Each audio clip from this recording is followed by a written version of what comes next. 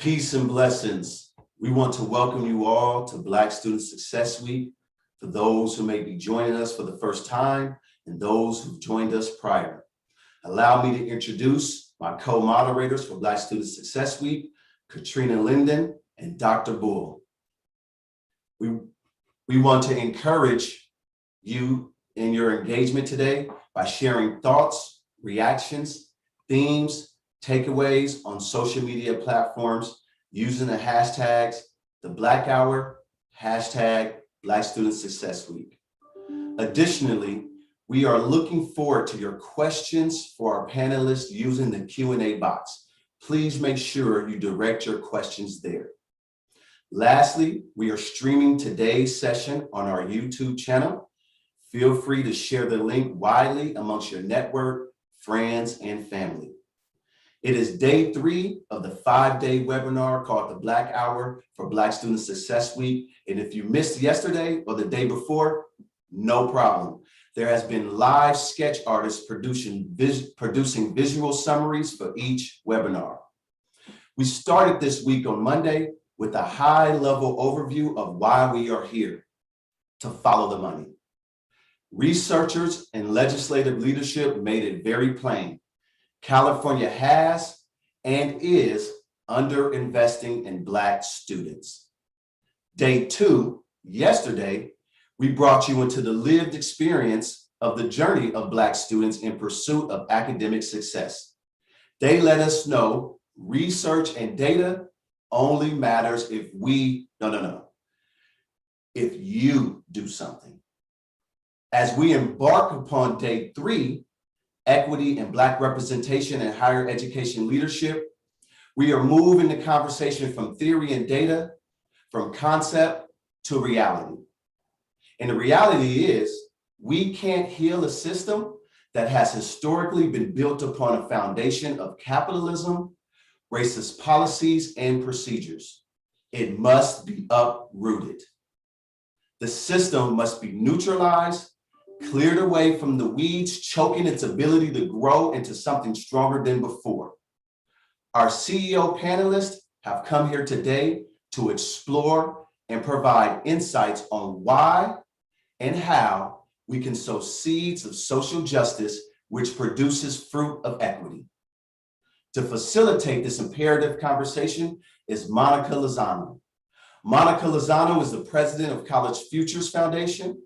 Monica joined College Futures in 2017, and College Futures is dedicated to the educational equity in California's public post-secondary institutions and works very closely with the California community colleges.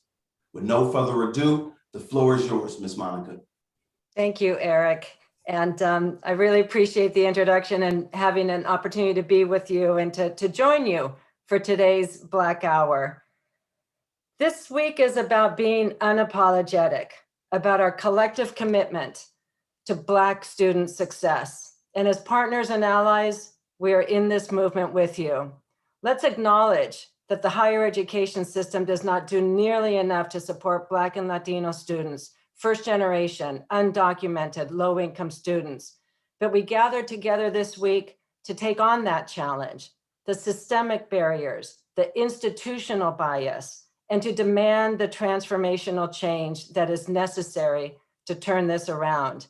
We cannot afford to lose another generation of Black and brown students, not if we want this state, our communities, our families, individuals to thrive and prosper.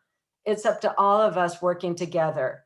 And we at College Futures are proud to be in partnership with Black Student Success, with Dr. Curry, with Chancellor Ortiz, and with all of you.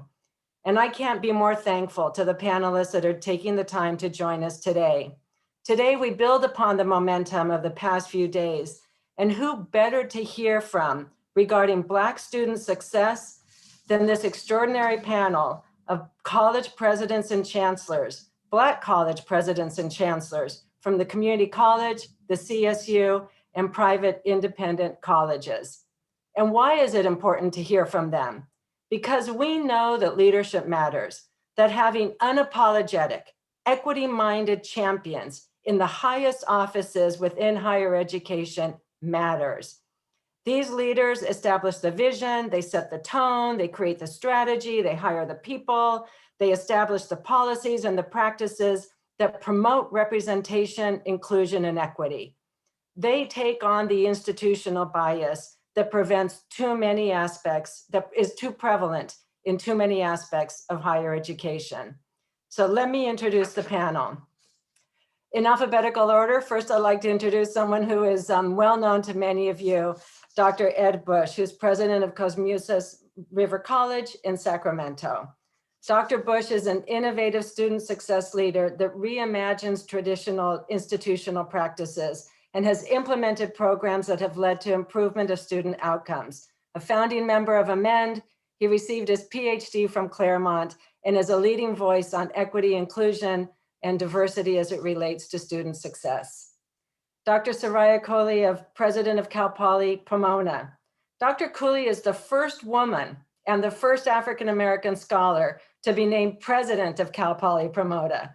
She's brought about a new era of strategic leadership for the campus, and under her leadership, Cal Poly Pomona has grown its legacy as the most diverse polytechnic university in the country and is a national leader on social and economic mobility.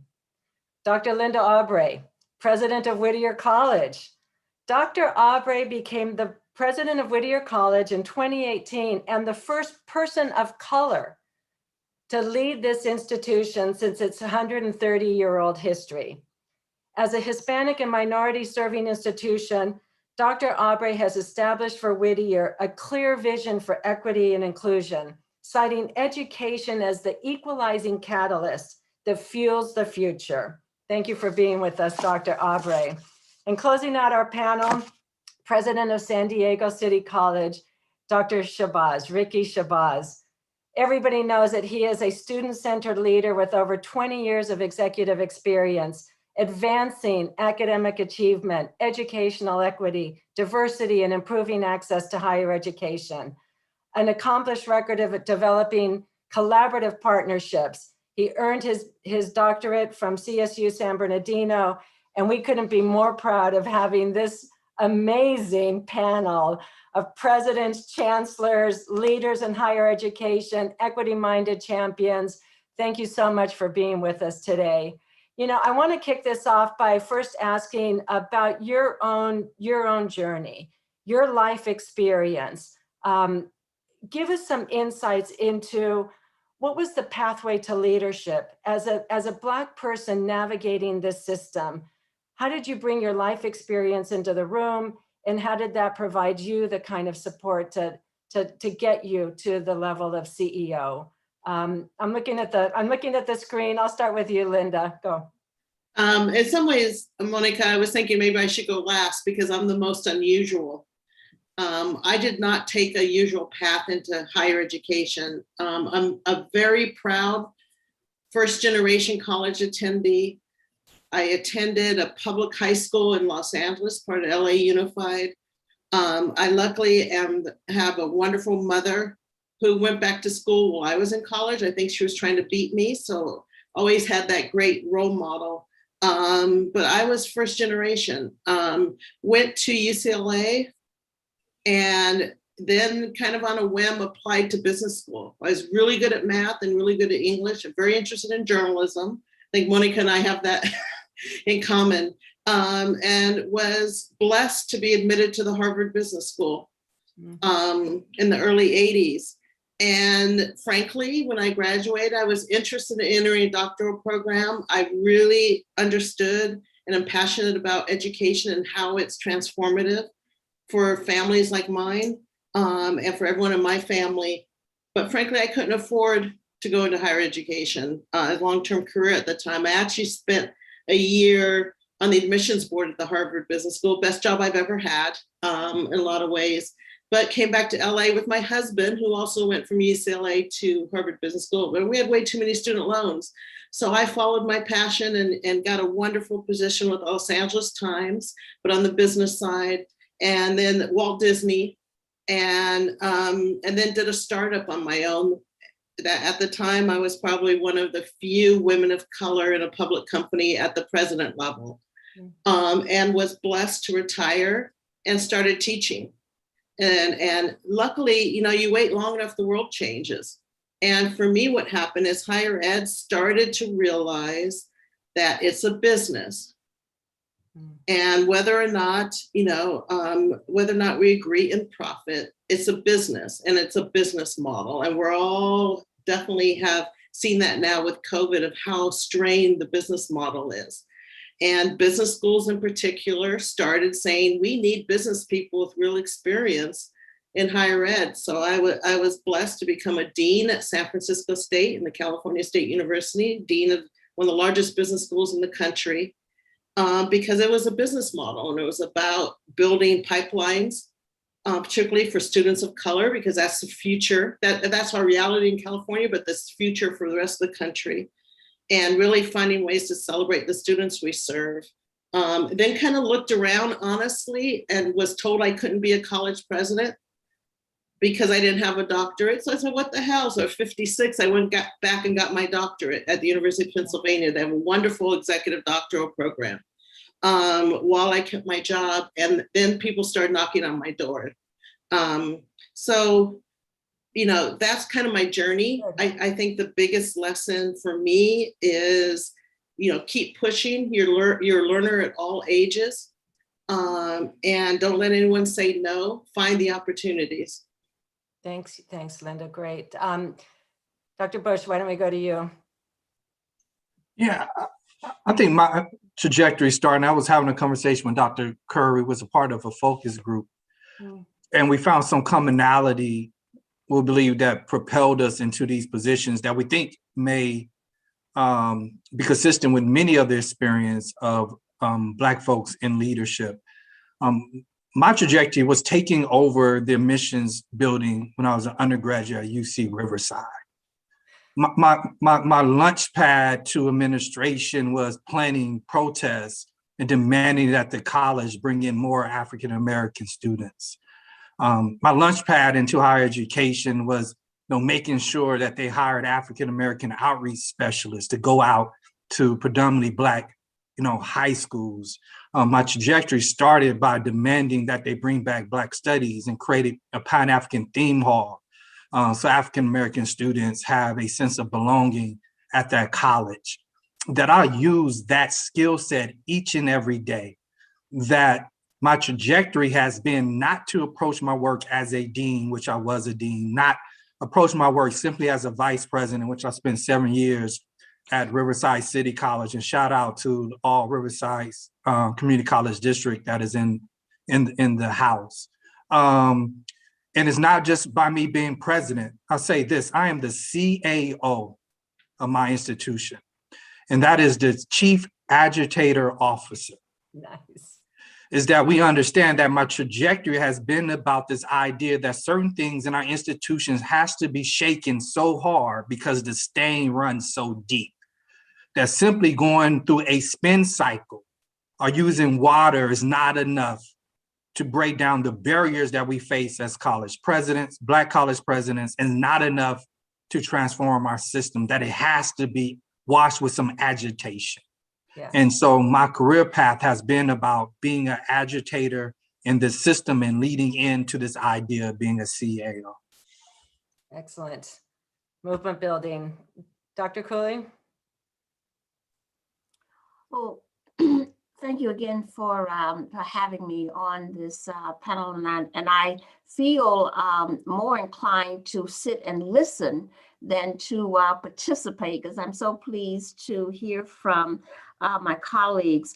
And let me also, you talked about African-American presidents, and when you look at the data, now less than 8% of the administrators in higher education, according to the ACE study, are African-American. And when you look at Black college presidents, we've only had a 2% increase from 2001 to 2016. We went from 6% to 8%. So the questions that you're raising are so vital and necessary. But let me just say that when I briefly think about my pathway to leadership, It's both personal and it is institutional and societal. The personal is growing up in segregated South, where clearly all around me it said, you can't, you shouldn't, this is your place. But I had a community and I had a family and I had that encouragement that instilled within me that you do not allow those barriers to hinder you, that you keep pressing, and that you want to get in positions where you then can push open the door for others. And so I left North Carolina and went to Lincoln University in Pennsylvania.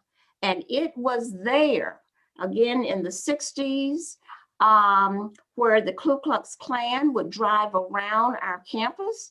And we decided we weren't taking it anymore.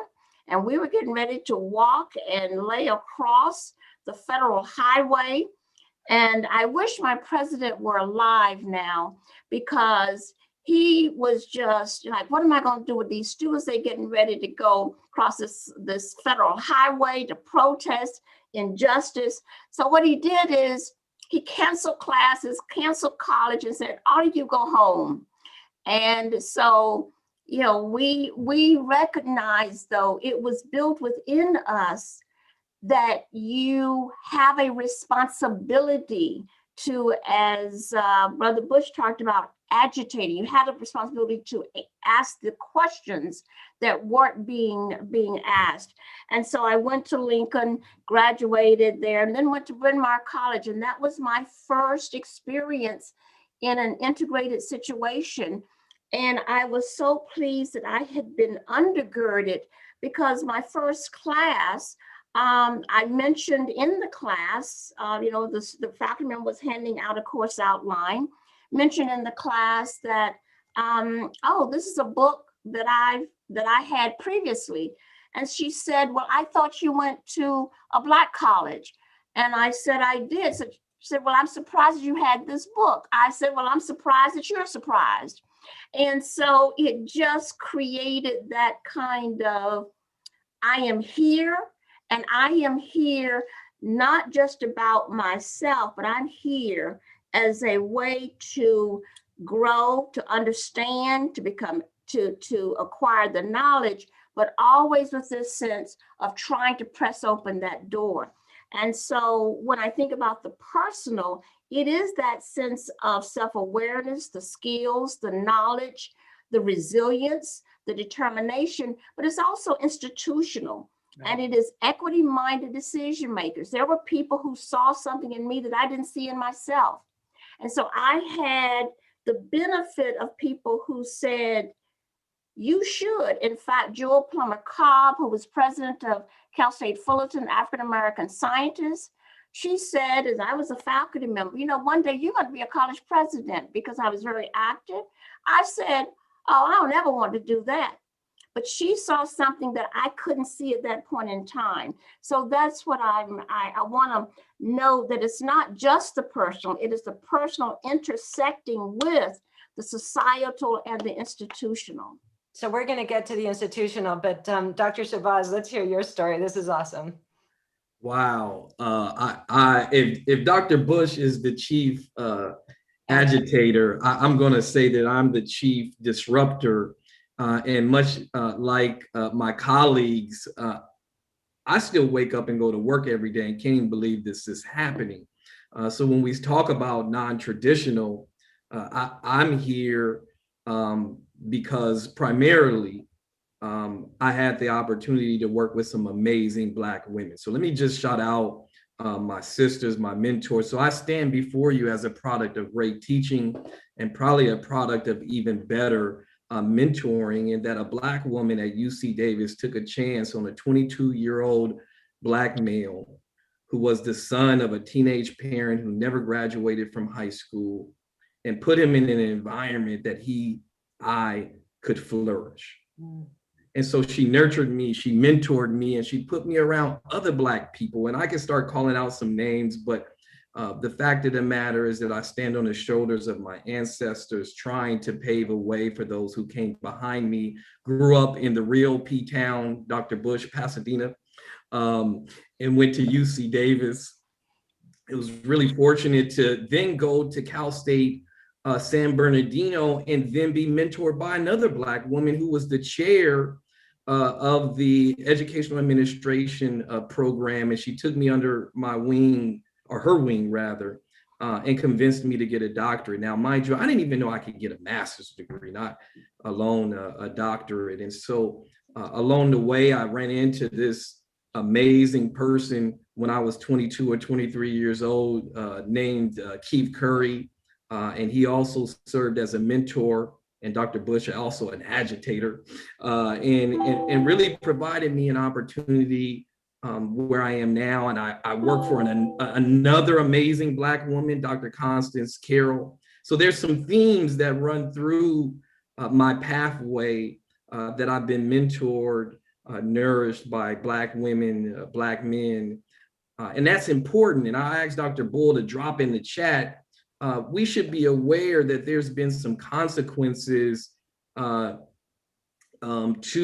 the lack of Black teachers and Black mentors. And then when you look at Brown versus the Board of Education, there was some unintended consequences, meaning when Dr. Cooley went to that segregated school, Dr. Cooley, I would guess that there were primarily, if not exclusively, Black teachers, male and female, who encouraged you, and the role of symbolism in this is very, very important. And I'll stop right there because I want to hear from my colleagues also. You know, thank you. Just really rich and extraordinary. So many themes here. I kind of want to go back to Dr. Cooley. You brought up some statistics about, you know, growing only 2% from 6 to 8%. And Dr. Shabazz, you just talked about the lack of faculty and, you know, teachers of color, Black professors in particular. This question of institutional bias.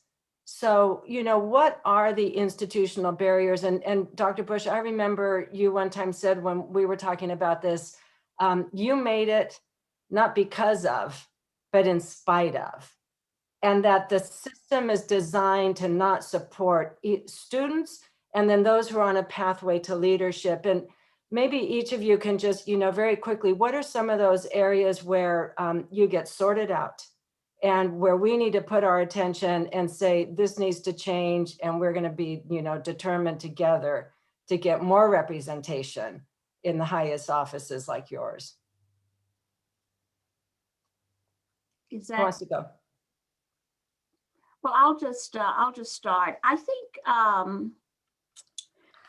we need an expansion as to how we define excellence, because I think that we have this concept that excellence is related to a certain standard, and I think we need to incorporate that if you're not inclusive, you can't be excellent.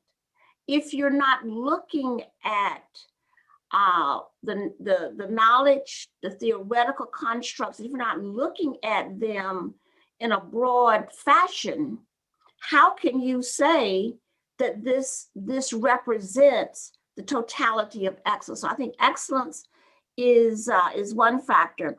And I also think you need introspective institutions. We come together around a strategic plan, or we'll come together around the budget, but we need both with trustees and within the leadership. We need to foster introspective institutions, and we need to, it is the intentionality, because it just doesn't happen if you're not intentional about it happening. And so you've got to constantly stay watchful. And I think that we need to place well-being of our students, of our faculty, of our staff at the center of that introspection. If there is, you know, one of the things that I say, and I just very quickly, you know, we have a way of, we talk about student success, we talk about other dimensions, and we have a toolkit. And let's say the only thing in our toolkit is a hammer. So we think everybody needs a hammer. But what we need to do is diversify our toolkit to connect what people need, not what we have. And I think that the pandemic, in fact, in many ways, is creating us to think about that in a much more defined way. So let me share with my other colleagues. Anybody else? Yeah, I want to hit this in two ways really quick. My ego is not such where I believe that I represent the most excellence that's come out of our folks. What I mean is that in my second and third grade class in the real P-Town, Pomona, in a place that's called Ghost Town, that I wasn't the smartest Black person in my second grade class. I wasn't the smartest one in my third grade class. What I knew how to do was to assimilate to the expected norms and behavior or set standard that educational system required. While the genius of my classmates who refused to adhere to this inauthentic, imposed cultural norms had to get expelled or be put in special ed. So the rooting out process happens very early. And so let me say that. Another piece, as we move into the academy, I think one thing that we have to understand is that same standard that impacts African-American students in second grade, impact faculty members who wants to get tenure, impact tenure faculty members who want to be dean, impact classified professionals who want to go in administration, and impact those who want to become president. That there is a lack of acknowledgement in Black intellectual capital, that the currency that Black people possess is not recognized, and only one form of currency is acknowledged as having value. And so what happens is not only do we have to operate in our currency, we have to learn to spend other folks' dollars that is foreign to who we are in order just to make it. So we need a shift in what currency and capital is recognized in the system and is considered valid. I should not have to move away from my Blackness in order to be successful. Leaning into my Blackness should ensure success and promotability, because my Blackness allows me to connect. That's right. And understand the history and traditions of all people. Like leaning into who I am allows me to be more empathetic to the struggles of others. But we can't lean into that. We have to lean into some other cultural dynamics just for us to be seen and recognized and be viewed as promotable in this space.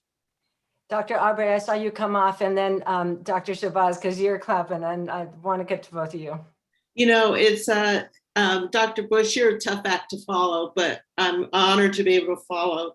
You know, Dr. Cooley said something very important. The work has to be intentional. And I often say, especially having come to Whittier, for those who don't know, I'm sure you know it's Richard Nixon's alma mater, but we are now 70% students of color and a Hispanic serving institution. But I came into an institution that felt like two different institutions, because on the ground, on the campus, everyone got it. But I inherited a board that represented students who were on campus when Richard Nixon was president in so many ways. So I often say it matters who's in the room, and that starts at the top. And I think there's something very beautiful has happened in California, that now the 3 system heads are all men of color. I hope we can get a woman of color in there soon, because most of the students are women of color in California. A third of the population of California are women of color, but I'm very, very pleased that we have some great representation. But I think we have to agitate, to use Dr. Bush's word. All of us have to agitate for more, and it starts at the top. It starts with Board of Trustees, because they're the ones who hire presidents. And whether it's in the UC, and I know, Monica, you spent some time as chair of the Board of Regents. I'm sure the demographics haven't shifted from when you were there. This, even the California State University that I think is about 70% students of color now out of the almost 500,000 students, and the privates, that we need the leadership at the top to represent the student bodies we're educating today and tomorrow. And that's going to take agitation. It's been a huge priority of mine, and it's been a lot of work, and it has taken that resilience that my three colleagues have talked about, and it's taken a very strong sense of self and what I know is right. But we need agitation at the top, and that is to change out who are the board of trustees, because they hire presidents, in addition to everything else that everyone mentioned. Yeah. Dr. Shabazz?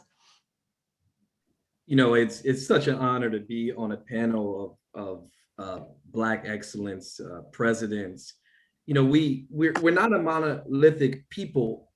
And I have to realize that I come to this discussion with privilege. I come with privilege because I'm a Black male. I come with privilege because I've been mentored by great educators. And I come with privilege because I've been in environments where I could be unapologetically Black.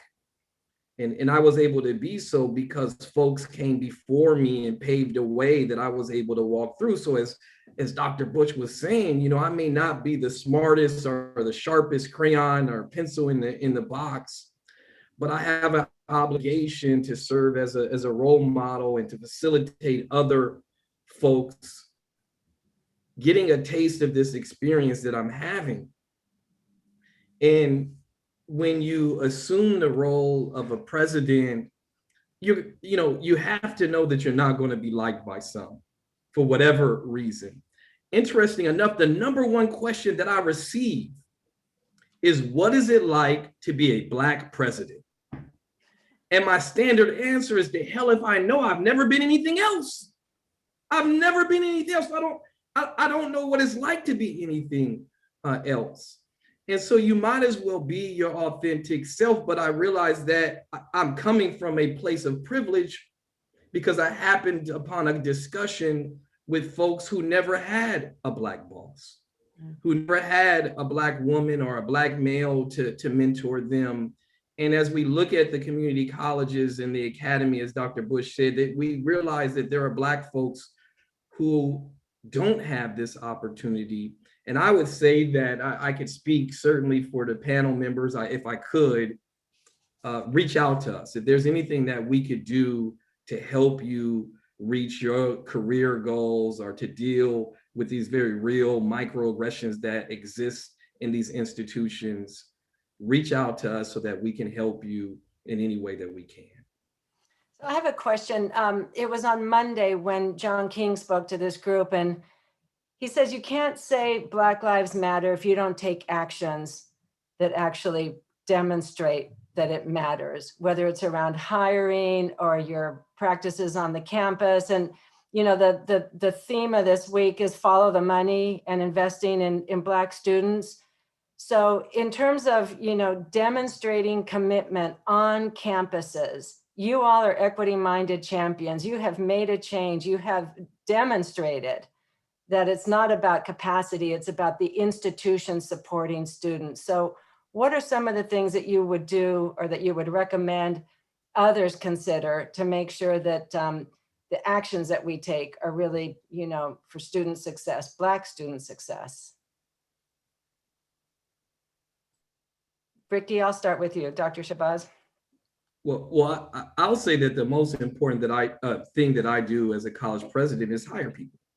And I knew that I was doing so, and I'm notorious for my interviews, right? So that's a conversation for another day. But I knew I was doing something right when one of the candidates started appearing multiple times because they wanted to come work at the college. Not for me, but at the college, because we created this atmosphere where not only Black people could be themselves, but our Latinx folks, our LGBTQIA, our immigrant students, our dreamers, could be themselves. But in one particular instance, because the most important thing I do is hire, I had a Black woman come into an interview and say, this was the first time that I'd ever been on an interview where I felt like I could be myself, that I didn't have to translate, that I could use terms in my upbringing and my experiences, and the people at the table would understand.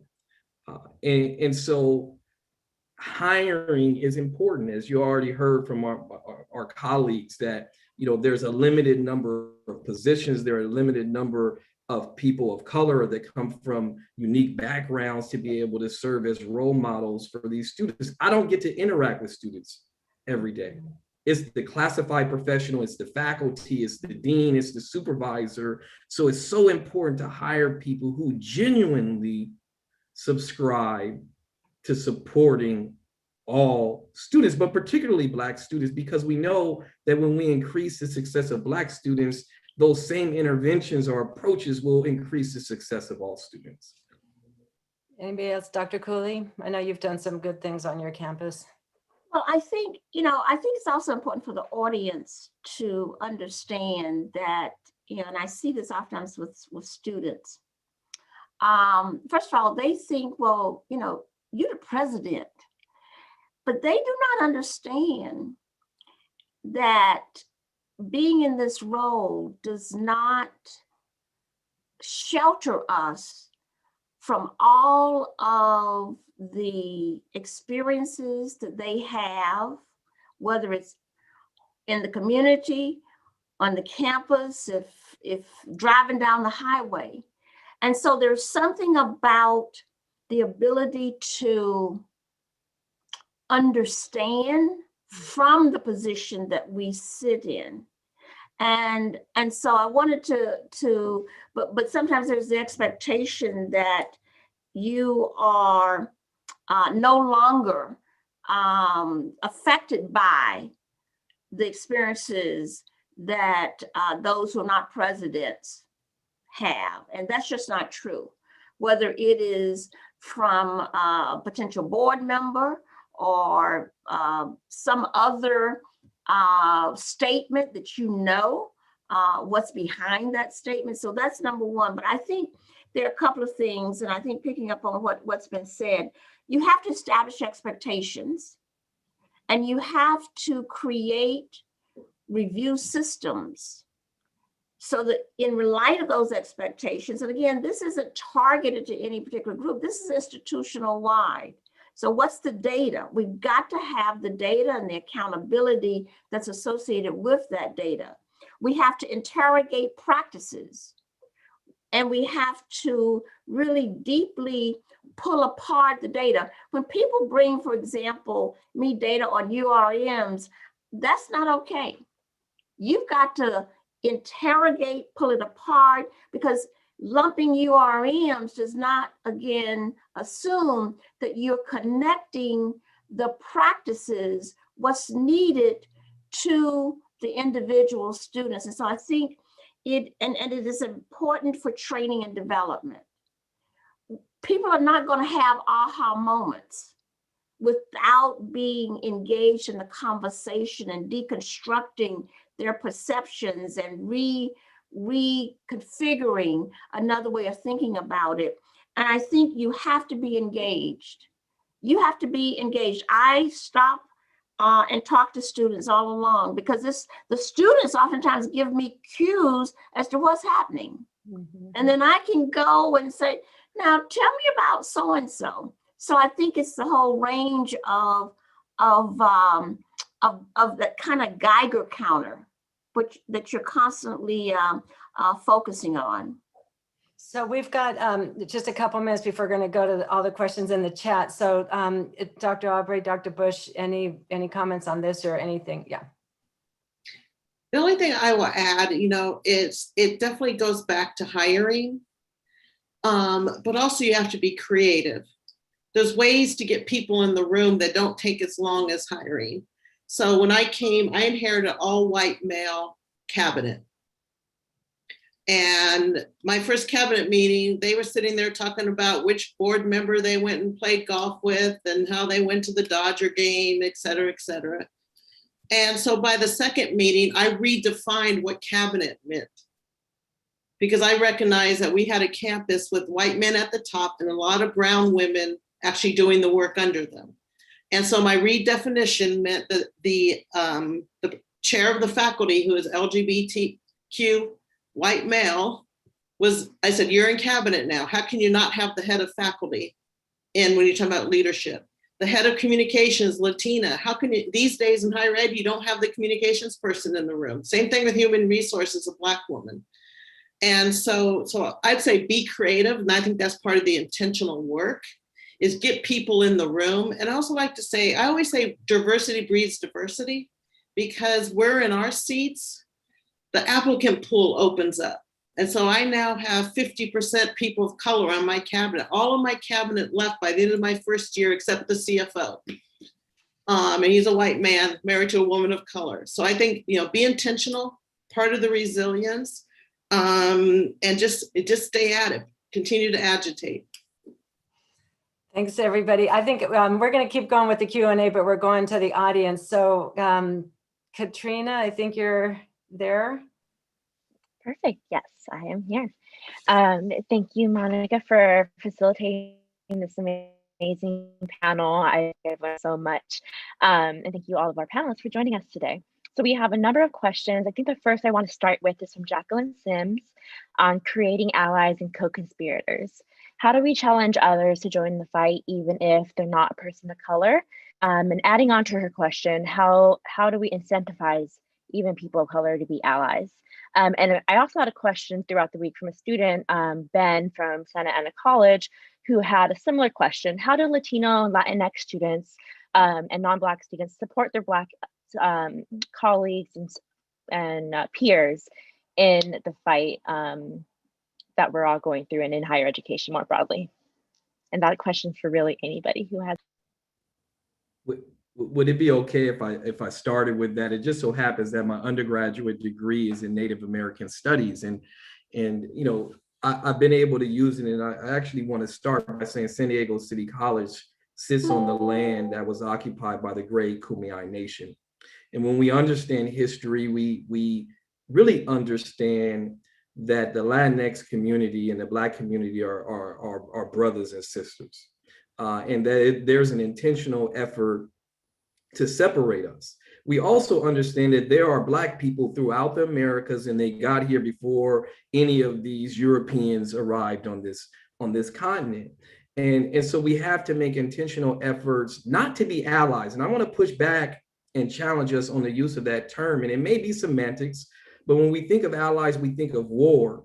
And we think of someone, you know what, I'm going to side with you when it's convenient, but when it's inconvenient, I may not be an ally. So I prefer the term co-conspirator, because when I look around, I really want to know you got my back, and vice versa. If you're going through something, I want you to know that I have your back. And so I'm very fortunate to work at a college where people are very intentional about working with the Puente program or the Emoja program or Hubu program. And shout out to Dr. Nisha Savage and Rashid and every one of our amazing faculty members who are intentional about bringing Black and Latino males together and saying, you know what, you all are going through very similar situations. Why was it when you was in elementary school, y'all was best friends, then you got to high school and all of a sudden y'all start being enemies? And so, we need to have these very real conversations about history that link one another. Absolutely. Anybody else want to take a stab at that one? I would just say that we need to recognize the intersectionality of our experiences and our struggles. And that, it has been through coalitions that we've been able to achieve the degree of shifts and changes that have occurred. It is not in isolation. And so I think we have to be intentional, and we've got to be, someone can say something and I have to ascertain, it may have been something that might have been incorrect, but I have to ascertain, did that come from your heart, where you really didn't understand the implication of what you said? Or did it come from a place where you really are disregarding me? And we don't spend enough time intersecting and engaging with one another around some hard conversations. But I think this is a wonderful opportunity for us to do that. And I see Brother Bush is unmuted.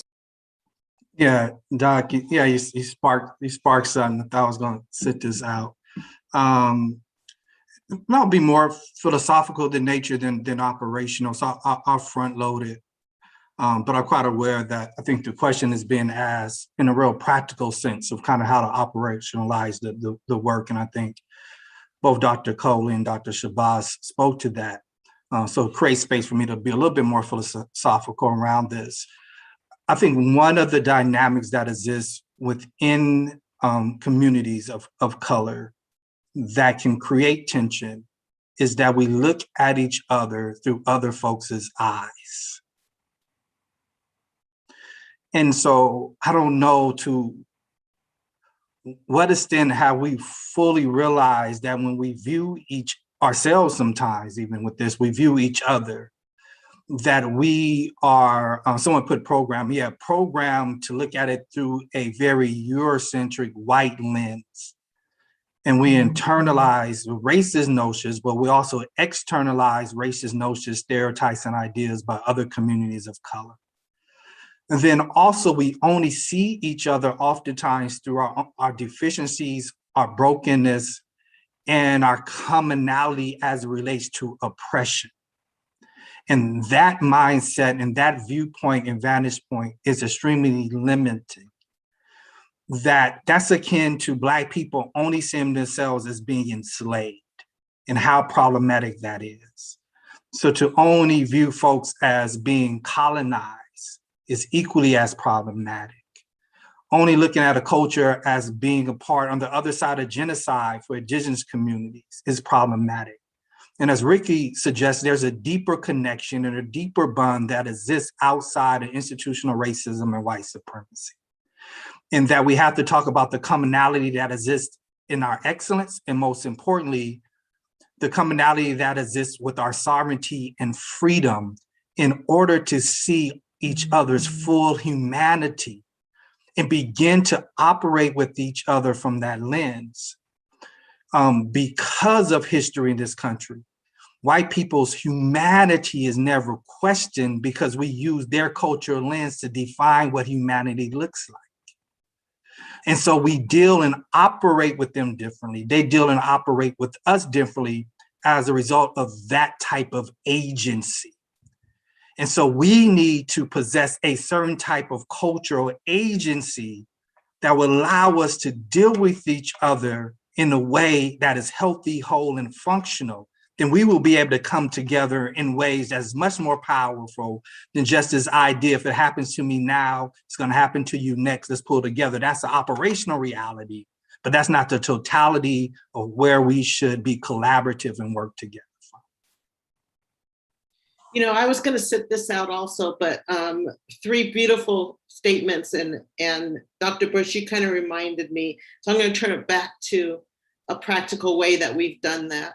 We're taking time to sit down and tell each other's story, or tell our own stories, and sit down and listen. Because I'm really, and again, that's top down. We had a coffee with our board yesterday and asked everyone to tell their story of how they found college. And I learned so much even about our white board members from that. So that's something we're doing on campus. I think that's something that's very important for the students, you know, especially in the COVID days, and especially with, you know, some of the incidents that have happened. I can't tell you the number of conversations I've had with non-Black students about how I don't understand, you know, the plight that they're in, especially with the abuse and the violence against Asians right now. So we're finding time to sit down and let's tell the stories, let's create those spaces, and let's listen and learn about each other through each other's stories.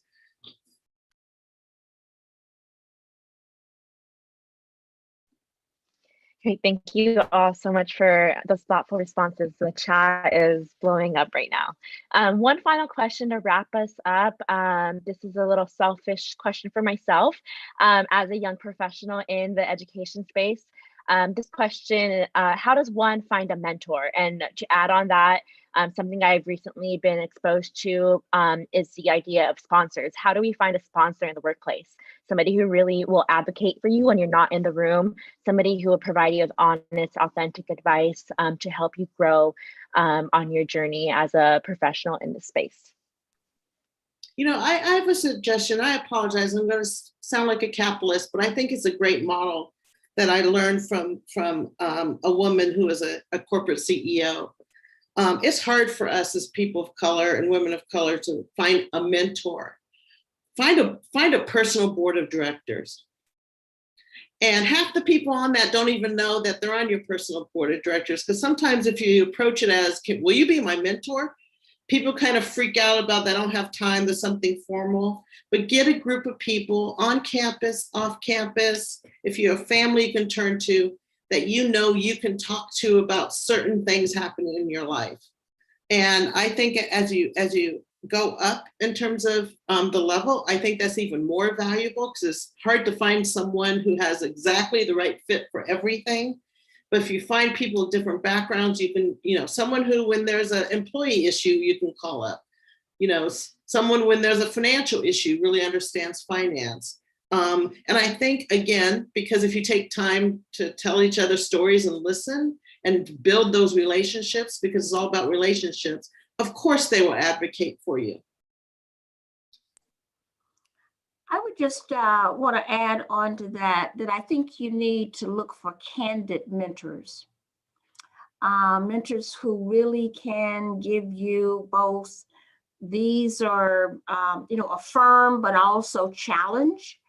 I also think that what we've done is we've used the term mentor so broadly, but I really think of, I have wonderful mentors, I have sponsors, and I have information providers.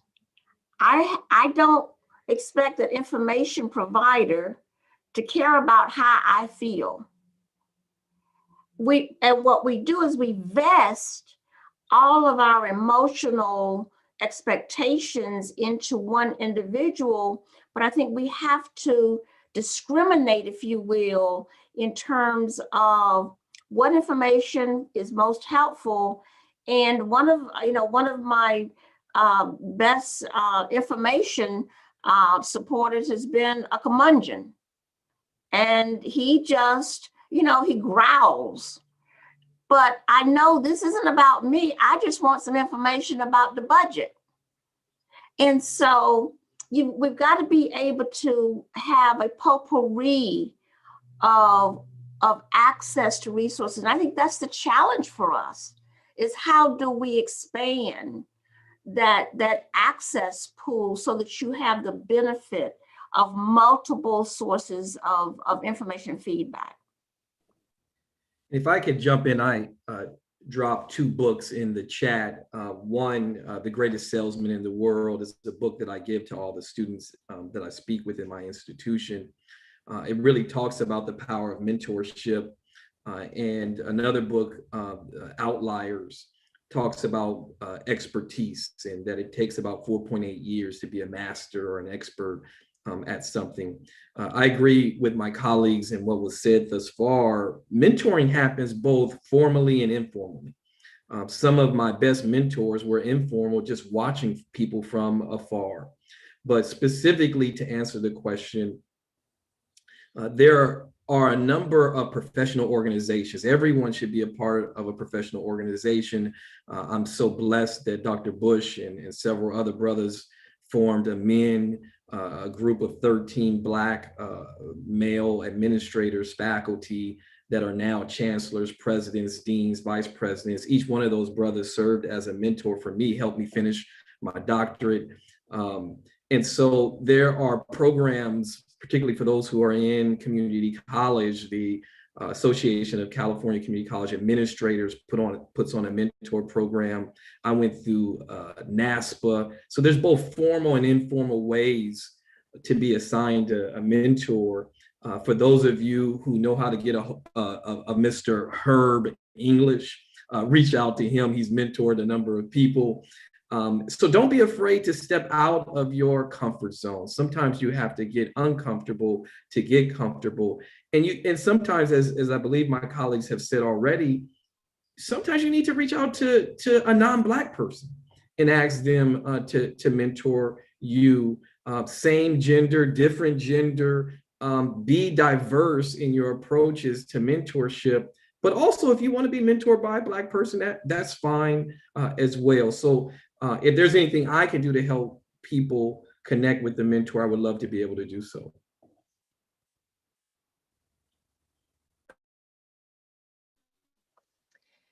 Great. Well, thank you all so much. I'm definitely working on my board of directors, and hopefully some of you can be on that someday. Well, I want to thank you again, Monica, for facilitating this great panel. Dr. Bush, Dr. Coley, Dr. Ubre, Dr. Shabazz, thank you all so much for joining us today. This was a really amazing and informative conversation. And so now I will pass it on to our closing remarks to Dr. Jamila Moore, president over at Kenyatta College. Thank you for that, Katrina. Wow, what an extraordinary panel. I want to thank the Keith Curry and the Black Student Success Planning Committee for the opportunity to close us out today. I'm Dr. Jamila Moore, president of Kenyatta College. I'm going to pose a question to everybody who's in the room because it lends itself to what we've heard today from this extraordinary panel. And the question is, when did you know you were Black? You can put that answer in the chat. Many of us, myself included, and those who are on the panel are extraordinary leaders, but many of us are the first people of color to lead in these institutions that we heard today. And some are also the first, as well as the first Black person, the first female to lead in their institution, meaning that many of us as leaders, Black leaders, can be unicorns, even in 2021. These extraordinary leaders are leading in spaces where there is very little support. They're also leading institutions that are structurally racist. And what they shared with us today that is phenomenal is that each of these panelists had someone that opened the door for them.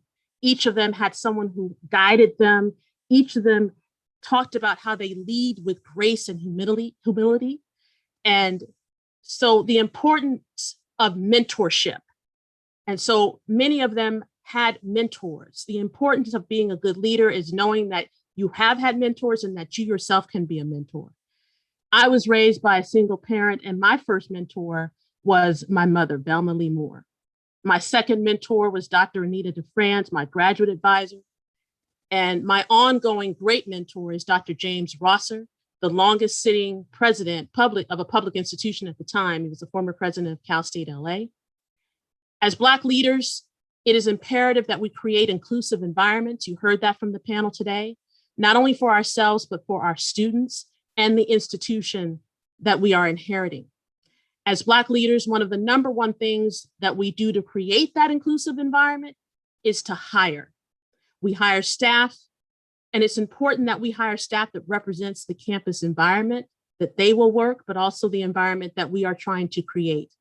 The second thing we do as Black leaders is to work to create and support the policies that are equitable and inclusive. So as a Black leader on a college campus, it is imperative that you are mindful of the policies that you have to implement, that you are governed by, but to look at those policies through an equity and social justice lens. So as Black leaders, above all else, you need to be a data-minded individual to show where the gaps in achievement are and how they are allowed to exist, because that will help you be a more equitable leader with that information. We also heard our panel talk about the importance and imperative importance of putting students first and their own experience as students and their ability to share their stories. We know our students are so important, but the ability for those students to share their stories is imperative. The panel also talked about the implicit bias, the covert and overt racism. Dr. Bush, Dr. Obar dropped the mic, Dr. Shabazz dropped the mic on how we have to navigate on a daily basis as we lead while Black. And that leading while Black may be challenging, but it is not impossible. The entire panel was an example of that professional outcome and experience. And it is that same ability to lead while Black is also the same level of bias and racism that our students face, and helping our students find ways in which to navigate those challenges. So also, we must be equity-minded leaders in order to ensure equity exists. As a servant leader, we work to bring folks to the table. Many of them talked about their own experiences on their institutions or in previous employments where they themselves had to work to get to the table, and being able to recognize and understand that importance. Lastly, as Black leaders, we all must continue to be equity avengers and work to promote social justice, because that is imperative in order to ensure that our students can continue to be successful. I want to thank everybody for joining us for the Black Student Success Week. We have 2 more days. Please join us Thursday and Friday as we continue to have this very important conversation. But remember, see yourself as you see your students, and we will continue to be successful together, because it's about equity, it's about social justice, it's about fairness. Thank you all for joining us today.